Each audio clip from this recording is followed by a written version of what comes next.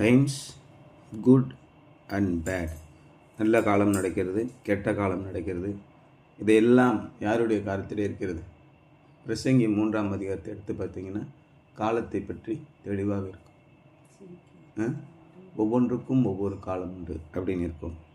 இன்றைக்கி நான் படிக்க வேண்டியது பிரசங்கி எக்லேசியஸ்டஸ் பிரசங்கி 7ஆம் அதிகாரம் 14ஆம் வசனம். என்ன போட்டிருக்குன்னா, when times are good be happy, but when times are bad consider. வாழ்வு காலத்தில் வாழ்ந்துரு, தாழ்வு காலத்தில் சிந்தனை செய். அமைதியாக உட்கார்ந்து ஆண்டவருடைய பாதத்தண்டியிலே நம்முடைய வாழ்க்கை எப்படியெல்லாம் வந்தது, எப்படியெல்லாம் தேவன் என்னை வழி நடத்தினார் அப்படின்னு யோசனை பண்ணுங்க. God has made the one as well as the other. தேவனே இதையும் உண்டாக்கினார், அதையும் உண்டாக்கினார். நல்ல காலத்தை கொடுக்கிறவும் அவர் தான், கெட்ட காலத்தை கொடுக்கிறவரும் அவர் தான். யோபுக்கு இன்றைக்கி 1ஆம் அதிகாரத்தில் படிச்சோம்ல, சகல விதமான ஆசீர்வாதங்களையும் ஆண்டவர் தான் கொடுத்தார். சகல விதமான பாடுகளை அனுபவிக்கும்படியாக ஆண்டவர் விட்டு விட்டார். சரி, அவன் வேண்டும் மட்டும் கை வைக்காத, எல்லாத்தையும் நீ செய் அப்படின்னு ஆண்டவர் விட்டு விட்டார். எதுக்குன்னா யோபுடைய விசுவாசத்தை சோதிப்பதற்காக. அதுக்காக இயேசு என்ன சொன்னார்னா, நீங்கள் ஜெபம் செய்யும்போது ஒவ்வொரு முறையும் ஊக்கமாக ஜெபம் பண்ணுங்கள். எப்படி ஜெபம் பண்ணுன்னா, ஆண்டவரே எங்களை சோதனைக்கு உள்பட பண்ணாமல் தீமை என்று ரட்சித்துக்குள்ள எங்களை கைவிட்டுறாதீங்க, சோதனைக்கு அந்த அளவுக்குலாம் நாங்கள் தாங்க மாட்டோம் அப்படின்னு ஒவ்வொரு முறையும் ஜெபம் பண்ண சொல்கிறாரு.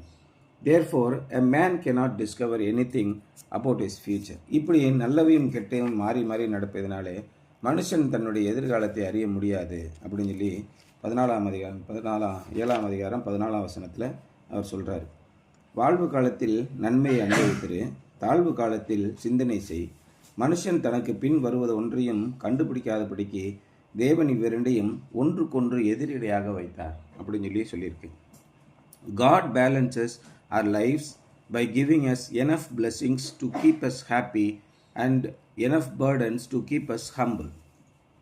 நான் பெருமையிலே தலை தெரித்து விட போகாதபடிக்கு, தேவனுக்கு முன்பாக மனத்தாழ்மையாக இருக்கும்படிக்கு. இப்போ எனக்கு தெரிஞ்சு பார்த்தீங்கன்னா காலையிலேருந்து என்னுடைய சிந்தனை தான். எங்கள் அண்ணனுக்கு எந்த சீட்டுமே கிடைக்கல, காலேஜ் சீட்டு எதுவுமே கிடைக்கல. காலேஜுக்கு படித்து +2 முடித்து என்ட்ரன்ஸ் எழுதி நிற்கிறான், ஒன்றுமே கிடைக்கல.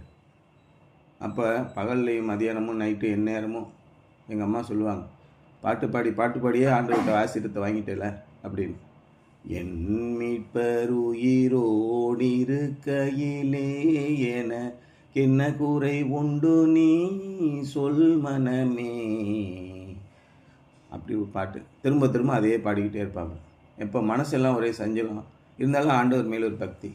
என் மீட்பர் உயிரோடு இருக்கையிலே என என்ன குறை உண்டு நீ சொல் மனமே, அந்த பாட்டை பாடிக்கிட்டே இருப்பாங்க. கடைசியில் வெட்டினரி டாக்டருக்கு கிடைச்சிது, போய் படித்தார், நல்ல வாழ்க்கை அமைஞ்சது. எங்கள் மாமா தாங்கினார், எங்கள் மாமா தான் படிக்க வச்சாருன்னு சொல்லி சொன்னாப்புல. எங்கள் அப்பா 3 வருஷமாக பாடுபட்டு எங்களெல்லாம் பட்டினி போட்டு எங்களை படிக்க விடாமல் பண்ணி, நான் காலேஜில் படிக்க முடிக்க முடியாதுன்ட்டார். இவனை படிக்க வச்சதுனால என்னை நிப்பாட்டி ஒன்றுமே இல்லாமல் என் வாழ்க்கையில் மண்ணள்ளி போட்டு இவனை படிக்க வச்சார். கடைசியில் என்ன சொல்கிறான், மனைவி தான் முக்கியம், வேறு கடவுளும் முக்கியம் இல்லை, கடவுள் செஞ்ச ஒரு வெங்காயமும் முக்கியம் இல்லை. கடவுளை முற்றிலுமாக மறந்து விட்டார். தங்களுடைய வாழ்க்கையிலே தேவனுடைய வசனம் ஒன்றும் கிடையாது, தேவனுடைய சாட்சி ஒன்றும் கிடையாது, அவர் செய்த நன்மைக்கு எந்த விதமான நன்றியும் கிடையாது. இப்படிப்பட்ட ஒரு மாய்மாலமான வாழ்க்கை பார்த்துக்கிட்டே இருக்க. எப்படி வாழ்க்கை? தேவனை துளியும் மதிக்கவில்லை, அவரை நன்மை செய்தவரை நினைக்கவே இல்லை. அதற்காக அவர் என்ன செய்கிறாரு, கெட்ட காரியங்களையும் கொடுக்கிறார். இந்தா, அப்போ நாம் தாழ்மையாக இருக்கும்படிக்கு நமக்கு நல்லதையும் கெட்டதையும் கொடுக்கிறார் என்றால், நாம் தேவனை பற்றி கொள்ளும் பயத்தோடு இருக்கிறோம் என்றால் மிகப்பெரிய ஆச்சரியம். அப்படி இருக்கிறது தான் நல்லது. கர்த்தரிடத்தில் யோபு கடைசியில் என்ன சொல்கிறான், தேவனிடத்தில் நன்மையை பெற்று நாம் தீமையும் பெற வேண்டாமா? கர்த்தர் கொடுத்தார், கர்த்தர் எடுத்தார், இது முழுவதும் கர்த்தருடையது. என்னுடைய திறமைக்கு நான் எதையும் சம்பாதிக்கவில்லை, நான் மிகப்பெரிய திறமைசாலியாக இருந்தேன், அதனால் நான் எல்லாவற்றையும் சாதித்து விட்டேன், என்னுடைய அறிவினாலே நான் செய்தேன், இப்படி எதையுமே சொல்லலை. மகாபெரிய கிழக்கத்தி புத்திரர்களில் அவனுக்கு நிகரானவர் யாருமே இல்லை அப்படின்னு சொல்கிறேன். அவ்வளோ பெரிய சம்பத்து, அவ்வளோ பெரிய ஆட்கள், 5000 ஆட்கள், 500 ஆடுகள், 500 ஒட்டகங்கள், 1000 ஏர் மாடுகள், இப்படி ஏகப்பட்டது வச்சுருக்கோம். அப்பேற்பட்ட ஜமீன்தார் என்ன சொல்கிறான், கர்த்தர் கொடுத்தார், கர்த்தர் எடுத்தார். ஆகையால் இவ்விரண்டையும் தேவன் கொடுக்கிறார். God balances our lives by giving us enough blessings to keep us happy and enough burdens to keep us humble. ஆகவே தேவனுடைய கரத்திற்குள் நாம் அடங்கியிருக்கும்படியாக காலத்தை அவர் தன்னுடைய கையிலே வைத்திருக்கிறார். சோதனைகளையும் நமக்கு தருகிறார், வேதனைகளையும் தருகிறார். அதே நேரத்திலே நிச்சயமாக ஆசீர்வாதத்தையும் தருவார்.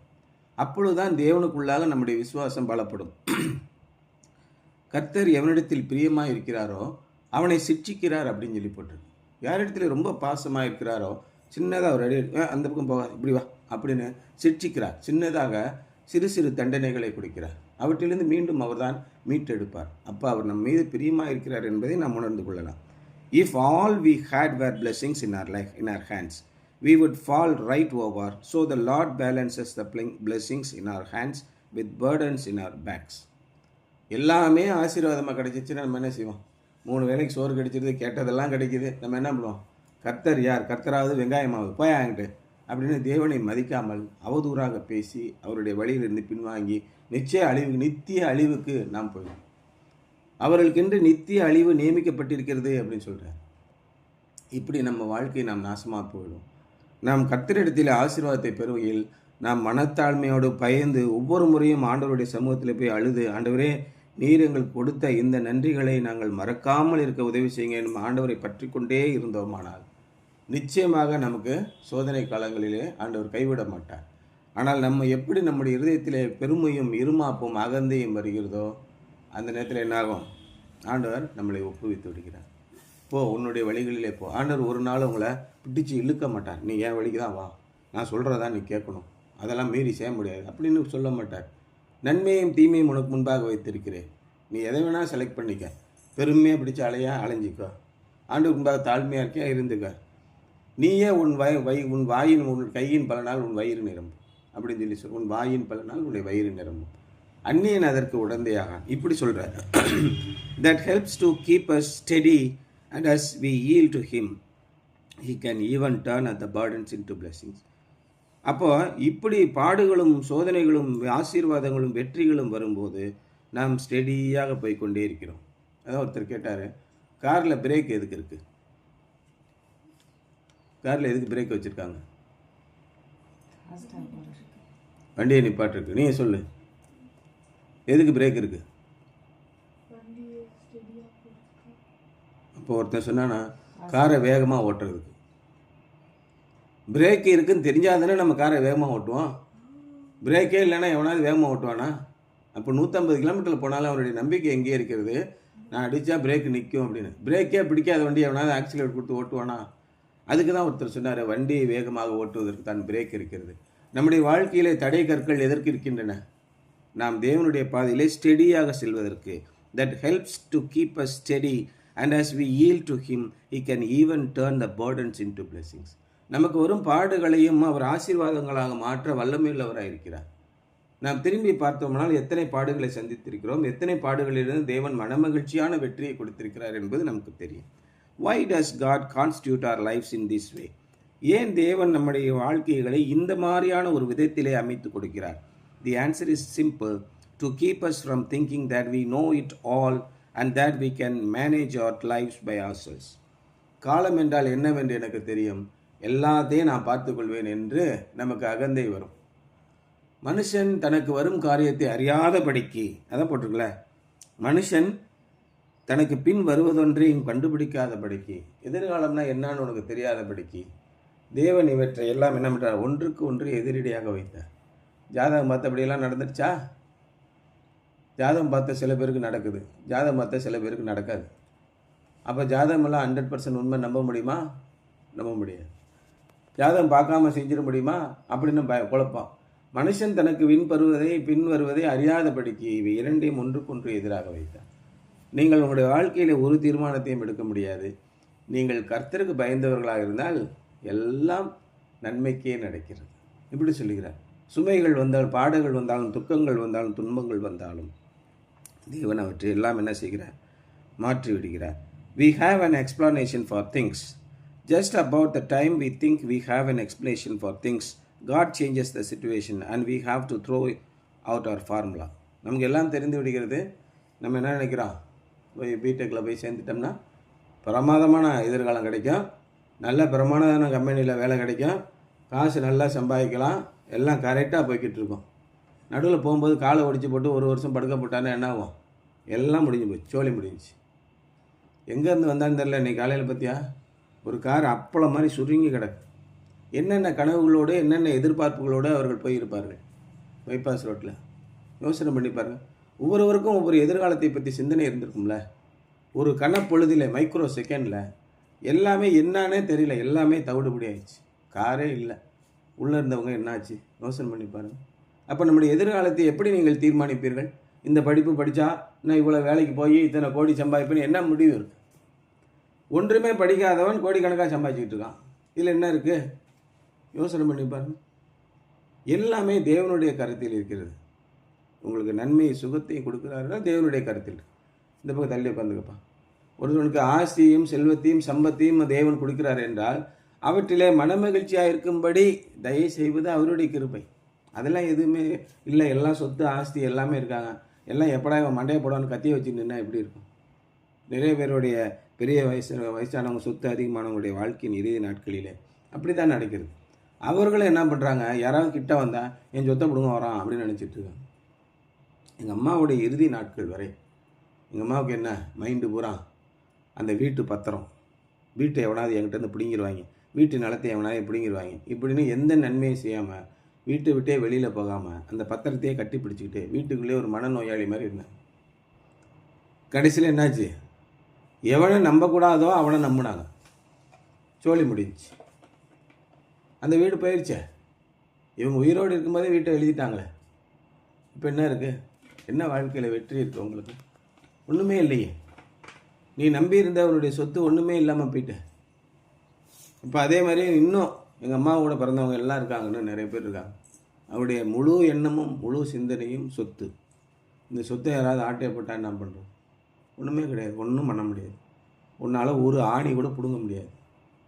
நீ கண்ணில் பார்த்துக்கிட்டு இருக்கும்போதே இன்னொன்று வந்து எடுத்துகிட்டு போவோம். இதான் ஆண்டவர் சொல்கிறார். ஆனால் கர்த்தர் மேல் பற்றுதலாக இருந்தால் எல்லா செல்வத்தையும் ஆண்டவர் கொடுக்கிறார், எல்லா சுகத்தையும் ஆண்டவர் கொடுக்கிறார். நம்ம பார்க்குறபடி இந்த சிஸ்டர்ஸ் இருக்காங்கள்ல, கன்னியாஸ்திரிகள், நல்ல சோறு 3 வேளைக்கு, ஒரு வேலைக்கும் போக வேண்டியதில்லை, நல்லா ஏசியில் போட்டு படுத்துவங்களாம், நல்லா கார் வந்து அழைச்சிட்டு போகுது, மாதம் மாதம் சம்பளம் கொடுக்குது, சாகும்போது நல்ல மரியாதையோடு அடக்கம் பண்ணுறாங்க, சூப்பராக இருக்காங்க. என்ன குறை அவங்களுக்கு? ஒரு குறையும் இல்லை. எல்லாத்தையும் அணிவிச்சிட்டு சாப்பிட்றாங்க. நம்ம நாட்டில் எப்படி வாழ்ந்து என்னத்தை கிழிச்சுக்கிட்டோம்? அதே சோறு தான், அதே ஏசி ரூம் தான், அதே கார் தான், பாடாப்பட்டு நைட்டு மகளும் அலைகிறான், மறுபடியும் வாயை பொழந்துடுறோம். எவனாவது வந்து நம்ம சொத்தை எடுத்துகிட்டு போயிடும். அதே நீதிமொழிகள் போட்டு ஒருத்தன் புக்தி யுக்தி கல்வி சடிவு எல்லாத்தையும் வைத்து சம்பாதிக்கிறான், அதை அடுத்தவன் வசத்தில் வைத்து விட்டு போகும்படியான தொல்லையையும் ஆண்டவர் நியமித்திருக்கிறார். இதான் உலகத்தில் மனிதர்கள் படும் பாடு. எல்லாம் கோடிக்கணக்காக சம்பாதிச்சு லஞ்சம் வாங்கி ஊழல் பண்ணி வீடு மேலே வீடு கட்டி 10 வீடு கட்டி என்னத்தை பிடுங்க போகிற? ஒன்றுமே கிடையாது. வாழ்வு காலத்தில் வாழ்ந்துரு, தாழ்வு காலத்தில் சிந்தனை செய். இதெல்லாம் யோசனை பண்ணிப்பார். ஆண்டவர் கஷ்டத்தை நம்ம கொடுக்கிறார் என்றால் அப்பொழுதும் ஆண்டவர் மீது பட்டுதலாயிரு. ஆண்டவர் சந்தோஷத்தை கொடுக்கிறார் என்றால் அப்பொழுதும் ஆண்டவர் மீது பட்டுதலாயிரு. கர்த்தருக்கு பயந்துரு, அதான் சொல்கிறார். இப்போ they try to use an old road map to guide Job on a brand new journey and the map didn't fit. அப்போ இவர்கள் என்ன செய்கிறார்கள்? யோபுவும் கரெக்டாக நமக்கு தெரிஞ்சோ தெரியாமலோ யோபு இன்னைக்கு இதில் வருது பார். This is where Job's friend were wrong. இங்கே தான் யோபுவின் நண்பர்கள் தவறு இழைத்தார்கள். என்ன செய்தார்கள்? they try to use an old road map to guide Job on a brand new journey. 1425ஆம் ஆண்டு வச்சுருந்த ஒரு மேப் வச்சு, கடல் மேப்லாம் வச்சுருப்பாங்கல்ல, இந்த வழியாக போனால் ராஜராஜ சோழன் இருந்த இடத்துக்கு போகலாம் அப்படி ஒரு மேப்பை வச்சுட்டு இன்றைக்கி 4 லேன் ரோட்டில் காரை வச்சுட்டு போனால் எப்படி இருக்கும்? அந்த மாதிரி தான் அவனுடைய நண்பர்கள் செய்தார்கள். And the map didn't fit. No matter how much experience we have in Christian life or how many books we read, we must still walk by faith.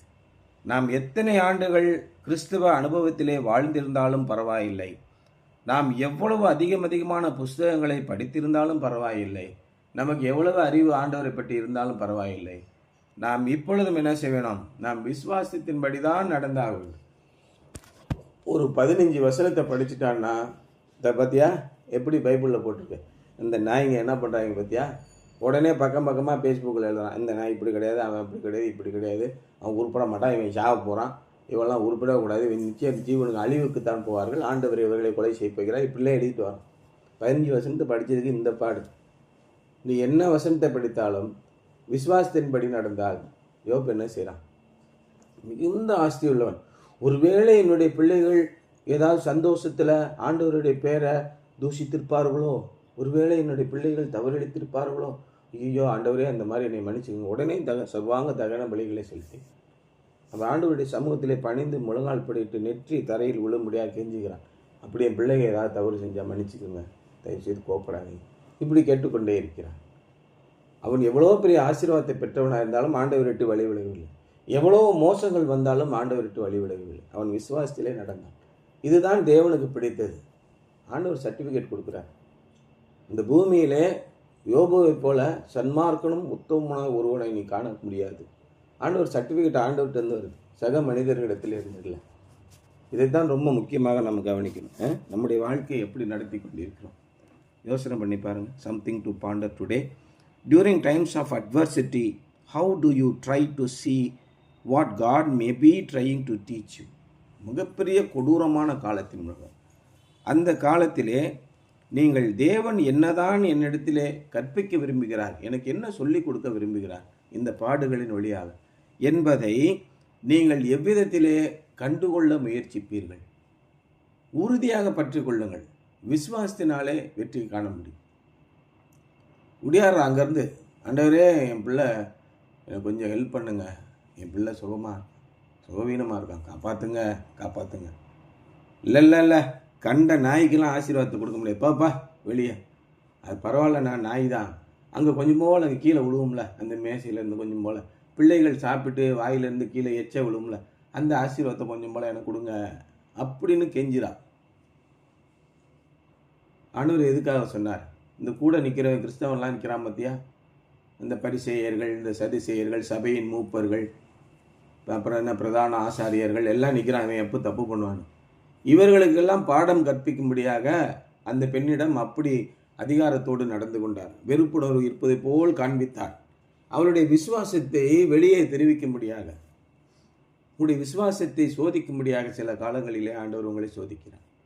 யோசனை பண்ணி பாருங்கள். அந்த நேரத்தில் அவர் உறுதியாக நின்னார். உங்களிடத்திலே அந்த வல்லமை உண்டு, நீங்கள் நிச்சயமாக எனக்கு செய்ய முடியும், எனக்கு நல்லதை செய்ய முடியும், செய்யுங்க, எனக்கு இந்த கீழே விழுகிற வேஸ்ட்டாக தானே குப்பையில் போடுவீங்களா, அதை கொடுங்க, நான் சாப்பிட்டு போகிறேன். அப்போ ஆண்டவர் என்ன சொல்கிறார்? இப்பேற்பட்ட விசுவாசத்தை நான் இங்கே இருக்கிற சர்ச்சி மரம் ஒருத்தண்டையும் நான் பார்க்கல. பிரதான ஆசாரியர், பரிசேயர், சதிசேயர், மூப்பர்கள் எல்லாம் நிற்கிறான், ஒருத்தண்ட கூட விசுவாசம் இல்லையா? இதான் என் உண்மையான விசுவாசம் அப்படின்னு சொல்கிறார். எந்த காலம் வந்தாலும், எந்த காலத்திலும் எந்த நேரத்திலும் நன்றியால் உம்மை நான் துதிப்பேன், இயேசுவே உம்மை நான் துதிப்பேன், எந்த வேளையிலும் துதிப்பேன். பாடிக்கிட்டே இருக்கும் அந்த பாட்டு. ஒவ்வொரு நாளும் சர்ச்சில் போய் பாட வேண்டியது. என்ன பொருள் என்று தெரியாமல் பாடிக்கொண்டிருப்பேன். அது எந்த காலமாக இருந்தாலும் பரவாயில்ல, துக்க காலமாக இருந்தாலும் பரவாயில்ல, சந்தோஷமான காலமாக இருந்தாலும் பரவாயில்ல, எந்த காலத்திலும் எந்த நேரத்திலும் இயேசுவே உம்மை நான் துதிப்பேன், வேற யாரும் துதிக்க மாட்டேன். ஆதியும் நீரே, அந்தமும் நீரே, தோற்றமும் முடிவும் நீர்தான், என்னுடைய வாழ்நாள் முழுவதும் நீர்தான், எல்லாமே எனக்கு நீர்தான். அதான் அந்த பக்தன் பாடுகிறார், எல்லாம் இயேசுவே எனக்கெல்லாம் இயேசுவே. நீங்கள் சர்ச்சில் பாடல்களை பாடும்போது உள்ளம் உருகி பொருள் புரிந்து பாடுங்கள். அப்பொழுது பக்தர்கள் என்ன விதமாக சிந்தனை செய்து பாடல்களை எழுதியிருக்கிறார்கள் என்று தெரியும். காலம் அவர் கையில் இருக்கிறது. அவரை அண்டிக் கொள்ளுங்கள், பிழைப்பீர்கள். அவரை நினையாமல் போனால் ஆண்டவர் அமைதியாக போய்விடுவார். நாமே போய் பிரேக் இல்லாமல் வண்டியை கொண்டு எங்கேயாவது மோத விடுவோம். ஆண்டவர்லாம் ஒன்றும் சொல்ல மாட்டார். சரிப்பா உன் இஷ்டத்துக்கு போய்க்க, நான் வண்டியை விட்டு இறங்கிக்கிறேன், நீ என்னமாவது போ. என்ன ஆகும்? முடிவு நித்திய அழிவு. ஆனால் ஆண்டவரை பற்றி கொண்டு இருப்போம், அந்த சுமையும் அந்த சோதனையும் வெற்றிகளாக மாறும். பின்னாடி திரும்பி பார்த்தால் ஆண்டவர் எப்பேற்பட்ட விதத்திலே என்னை காப்பாற்றி வந்தார் என்று சொல்லி நீங்கள் துதிப்பீர்கள் என்பதுதான் இன்றைய சிந்தனை. டைம்ஸ் பேட் அண்ட் குட் அப்படிங்கிற சிந்தனை. சரியா?